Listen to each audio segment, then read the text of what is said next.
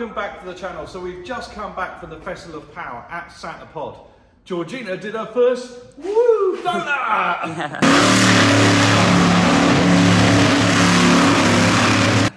So that was really cool.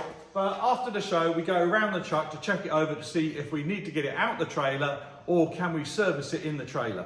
For this time, we went around the truck and we had to get it out the trailer to service it because we've got to do some welding. So on the shock towers, that is what it should look like. So it should sit nice and square onto the axle. On this one, if you notice, it's at a slight bit of an angle. Move the torch out of the way. Yeah, you go.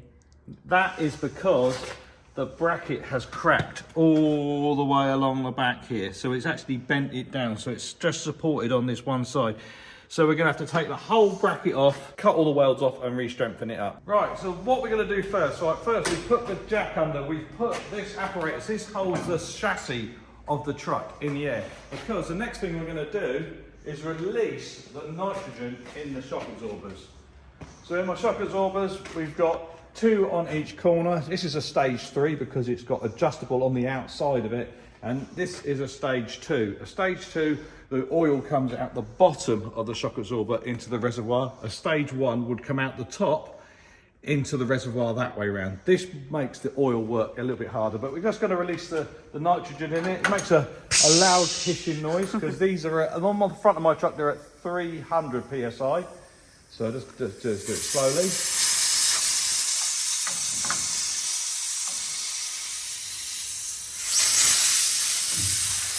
So now, this is why we put the jack under, because the truck wants to come down. Yeah. All right, so that's all the air, oh sorry, nitrogen, not air, out of the shock absorbers. I'm going to leave the air, so that's all the nitrogen out of the shock absorbers. I'm going to leave all the other side pressurised at the minute because it just takes a lot of the weight off the jack. Next thing we have to do is we have to take the bolts out the bottom of the shocks and the anti-roll bar, and then we can unbolt that bracket.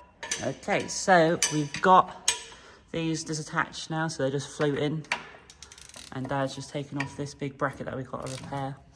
Yeah, so I've loosened all the bolts. We've just got to get the bracket out now. Probably going to have to put it on the press and straighten it because it'll bend one side of it. Oh. But yeah, so it's going to be out in a second. Yeah. Okay, so it's now off the truck and you can definitely see the crack in it. If I flip it up the other way, you can see the crack on the inside as well.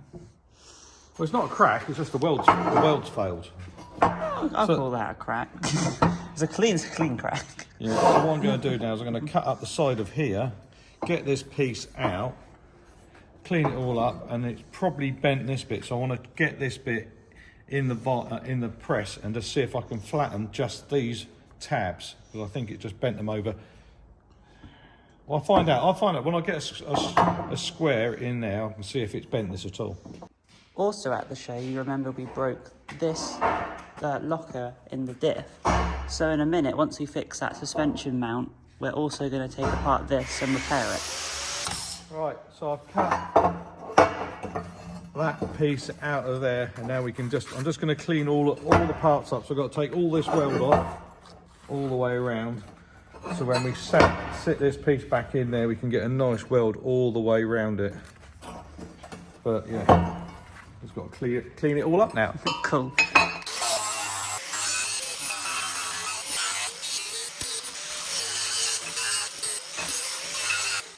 Yeah, so that's that bit all cleaned up. Now I've just got to clean all of this piece up now. So now I'm just straightening out the bracket. So what I've done, I've cut it through here because it did actually have a crack through there. So I've cut it through there to let it bend back. So I'm just trying to straighten it all up now. So I've got a nice bit of solid steel in the end of it. And this puts, again, up to 10 tons of pressure on it. Let's take that out and see if that's straightened it up. Because we put that square, which I call the triangle, up to it, and it was bent. Yeah, it was bent in there, yeah. Let's stick it back in there and see what it looks like. The square / triangle. So it's a lot better than it was. Yeah. I can still go a little bit more. Yeah. Yeah, so this press maxes out at 20 tons, isn't it? 20 tons. The springs go off again.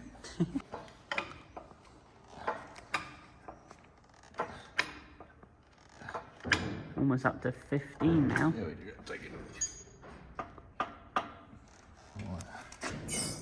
Let's see if that's done it. No. Getting pretty close. It looks further away. That makes sense. Let's see what this says. Look at that. Yeah, that looks pretty good, doesn't it? Yep. Is there any other bits that are bent on it? No, it's just this corner because that corner's not supported by anything. Right. So this one makes it a lot stronger. So if you put it in there, so that one's already there. Yeah. So we just got to weld it back together now, don't we? Yeah, I've got to put it back on the truck, straighten it all up, put a few big tacks in it, then take it off and then weld it on the bench. Got ya. Okay.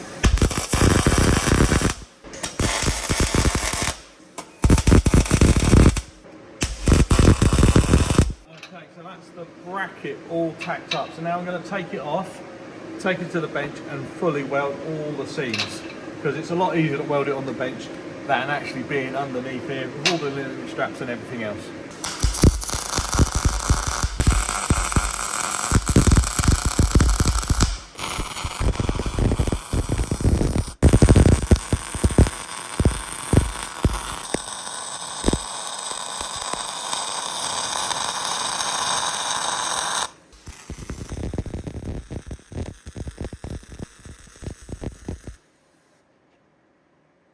All painted, all going back together.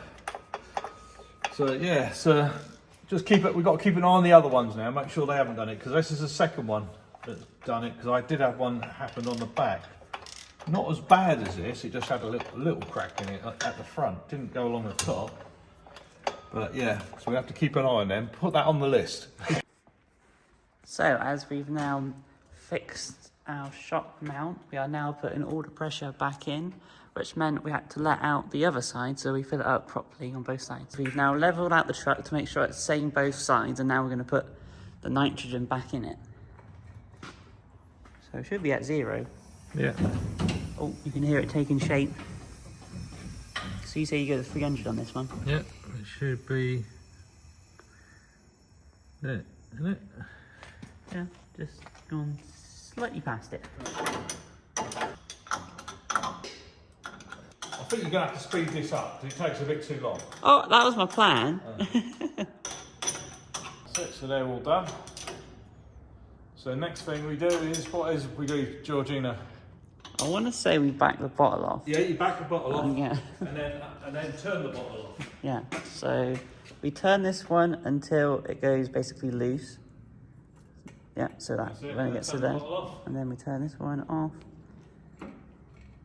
Yeah. Right, and now you hear a big hiss because it's got nitrogen in the lines and we're going to let the nitrogen out now. Yeah. So that's all the nitrogen that's in all the hoses coming out now. Mm. It's got to do the other side. You've got to go really careful. You don't want to bash these because these are aluminium on there. And you don't want to get dirt in them. Very delicate. They're very delicate. They're really easy to strip the threads in. So the last thing to do before we disconnect that is we actually got to wind the gauge in again. So the bottle's off, but there is all the pressure in the gauge. So now we've let the pressure out the gauge and now we can undo the bottle. Yeah, so we carry, this box just has everything that we need to do the shock absorbers. So we keep the adjustable in there, the spanner that does the ends, and the tape measure. Yeah, which is very important. Which I got to put back. Which you haven't put back in the box. Which I have now got. That goes in there. And the other thing with these is I've got them coated with like heat shrink. That is just in case you actually drop it across a battery. If it's braided steel and you wrap it across a battery, everything gets really hot really quick. Yeah. Fortunately, the only thing we can't fit in the box is the bottle. It'd be great if we could have everything all in one. Yeah. The thing is, the shock absorbers do use quite a bit of nitrogen, so they can't just have a little bottle. No. That's the smallest bottle you can get away with. Yeah. So now we should be able to let the truck down and it should stay in place. Yeah, it should stay where it should be. There you go. there you go. So that's that all done. So Swamp Thing is all fixed and put away in the trailer. The next thing we got, when we was at the Festival of Power, we broke the rear diff. Now this is the rear diff out of Swamp Thing. So originally this diff is out the big yellow American school buses. So it's an F106 and it's modified in a couple of ways.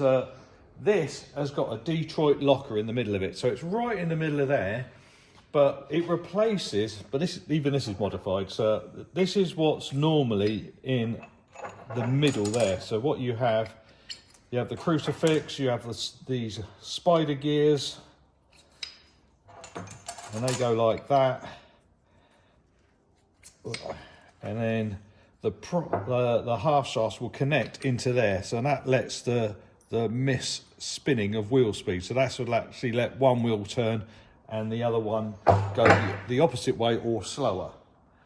This is meant to make both wheels turn at exactly the same speed, but there's a problem in it, so let's take it apart.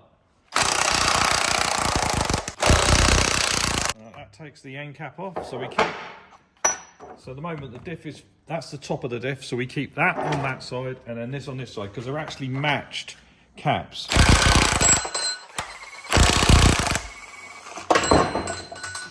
Go. Stand it up like that. Then I have to go in the trailer and get the tool. I've got a tool that takes this apart. But actually, no, on this one I don't have to, because some of them are on with 1/2-inch drives, but this is actually on with a socket, so I don't actually have to do that.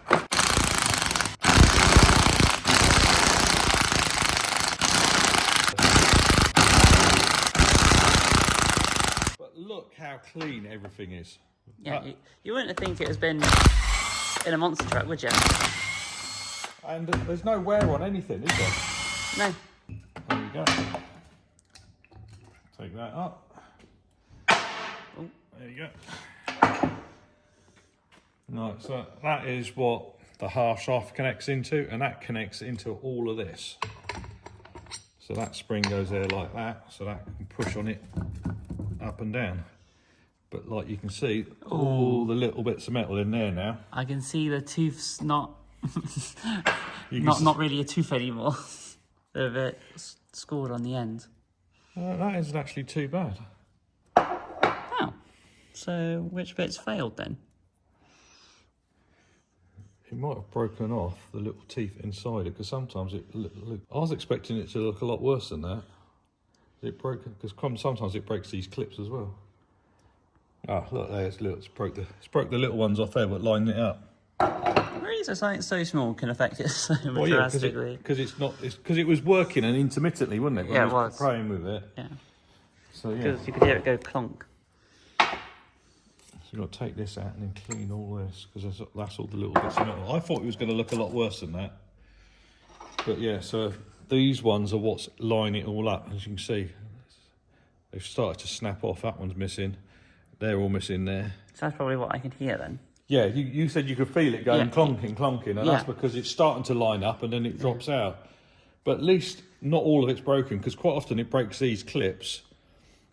Because I've got quite a few of these in bits, and what you can do is it normally breaks one side of that. It doesn't normally break this, because that bit's the bit what's movements which lines it up into that, and then that's what snaps it off. But yeah, so I've just got to clean everything now, clean all that little bits out in there, and then we can put another one back together, because I've got another one of these already. Right, so we've cleaned everything up, so I even cleaned up the old one, because there is some good bits on it, so those bits are fine. The middle cruciform's fine, it's just the two end lockers have gone. So see on them ones you've got the bits missing, that's what it should look like that. Yeah, you can see the difference. Yeah. You can see where these are supposed to be, where they're not, but that's what. But also you can see where these have started to wear down. If you compare the size difference on them. So these look a little bit fatter, don't they, Georgina? And also, they're still about the same height. You can just see they've started to narrow off a little bit. Oh yeah, you can definitely see it. Like you. Yeah, ones, they're like they've got an arch, but these ones are dead square, yeah. So we got our money's worth out of it. Yeah. So now I've just got to assemble it all back up again. So that drops into there like that. Have to line these up. So that goes, see that piece there? This, that bit. Yeah, that goes in there. Uh-huh. And then that spins around and drops down. And that drops in there. Oh yeah, that's what those things sit in. Yeah, so that's what stops it all from spinning. Now I've got to line this one up. So where is this there? So let's line that one up. We drop that one in there, that one up. So then when we put this bit on, that bit pushes all into there. It locks it out. And then locks it all down. So then when the power comes on off the power, this spring lets this bit pop up. And then when you go back on the power, it locks back down again. Yeah. So let me get that on there, line that up, and then we put all the bolts in and then Loctite everything in and then torque everything down. So the diff is all back together. So the next thing we've got to do is set the mesh up on from the crown wheel to the pinion. So the pinion's down there at the bottom, you can see it spinning. And what we want to get there is a nice engagement with not a lot of slap or slop. So at the minute, that feels pretty good. But I've just set everything up dry at the minute. So the next thing we've got to do is we've got to start putting pressure into the bearing carrier. So the way we can adjust it is we can wind these things in and out to move this piece closer and further away from the pinion. So I've got a tool that clips in there and then we can pull it, but quite often it's just because these are so tight, especially when these are done up tight, it's easier just to get a chisel and a hammer and then just turn them on that. So the last little bit we do is we put some grease into one of the gears. So I've set all the mesh now and we just want to see how much engagement we got. So the idea of this now is we want to see how much grease it leaves in the very bottom, and it's putting nice pressure onto the gear faces. So go that way around. So you can hear it's all moving really, really nicely, and that's the oil grease going through it. It's wiped it all out, and it's done a really nice job. So it's got a little bit of grease on all the surfaces, and it's squeezed it back down into there. So we know that is all good. So all I've got to do now is line up the split pins through here to lock back in, and I've got to rotate that one just a little bit more because at the moment I can't get the split pin into there, so I'm going to have to go that way a little bit, and then get the shrink wrappy paper, shrink wrap it all up, and then that's ready to go back in the trailer. So it's all wrapped up, so I've just gone over with some Lucas Oil Toolbox Buddy to protect it while it's wrapped up. But yeah, it's ready to go back in the crate and back in the trailer. It was just one of those things, it's just wore out. Those bits do take a lot of hammering on a monster truck, but it's all fixed now. So we're in the back of the trailer. So down here is where I keep the diffs. So we got one diff there. So the one we've just rebuilt, we've got to put underneath here because there's room for two of them under there. Georgina's been painting all the tie bars at the back because where I spilt all the methanol when I took the fitting out to get the jack in, the green doesn't like the methanol, it goes white. Yeah. So that's all redone. You've done the oil change. Yeah, that's all done. I've been out in the Scania, filled that up with diesel. While I was out, we had a hydraulic line wear, so I've got two new ones made now. So we got plenty of them in stock. Also, I've ordered some more brake discs because we go through brake discs. So I was just going through what we need. And when we did all the axles, we use RTV silicone. So I've got I've actually got another 4 tubes of that. So yeah, so that's where we're up at the minute. So what we're going to do next is going to try and get that diff into there. Because at the moment, this is how it transports. So if you go backwards, Georgina, you can see I don't know if we've ever talked about this. So this cradle goes up with winches, and then it sits on these big pieces of metal which are in the trailer, and then all the tyres come in. So once you've taken one tyre out, you can actually get around the back of it fairly easy. And also, what we've got here, we've got a side door. So if you want to get to the middle of the truck, you can just walk up here and come in, and then you can get to the engine. So that's how we do all the engine service and that inside the trailer. We only bring the monster truck out normally if we have to wash it, or if we have to weld it like we did on the front, because I don't like welding in the trailer. If it does catch fire, you'll be in trouble. But also, because it's got aluminium checker plate in it, you've got all that, the brightness, it gets around the back of the helmet, and it gives you arc eye. So yeah, so that's where we're up in a minute. So I've just got to get that diff in there. What else have we got to do, Georgina? I can't remember, actually. You can't remember? No, I can't. What does a monster truck use a lot of? Oh, we need a lot of fuel. So we've got to put all the fuel back in it as well. So this is what we do in between shows. Right, so the truck is still in the trailer. Everything's done. So we've done the fuel, we've done the oil, got the hydraulic lines remade, we've done the diff. What else have we done? Done the welding. So that's all done. We really haven't got anything else to do on it. So I've got a little reversing camera system here, really cheap one. So we're going to put this on the truck. So we've been playing around with it, just got it wired up to a battery. So now, the annoying bit is we can't seem to take off that little reversey thing. But it was really cheap. So yeah, so let's make a quick bracket and then stick it on the truck and see what it looks like.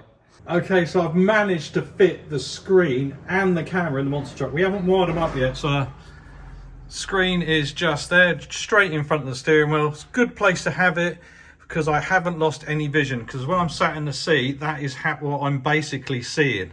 So the bonnet's there, the grille covers all of that bit, and then the bit what I can see is underneath there. So that's the perfect place to put the screen. Camera is mounted on a bracket in the middle of the truck at the back, but we've run out of time. We've got to get on the road. We've got to get up to Truckfest, so we'll wire them up at Truckfest. So that's the end of this workshop repairing video after the Festival of Power at Santa Plod. Hope to see you, a lot of you at Lincoln. I know I've had a lot of messages already. So we'll see you at Truckfest Lincoln in the next episode. And then after that, we're back on the tank. Until then, bye-bye. Suck me in the smoke, breathe me in and let me go. Filling the lungs inside you, and the blackened eyes make my way into your mind. Just to know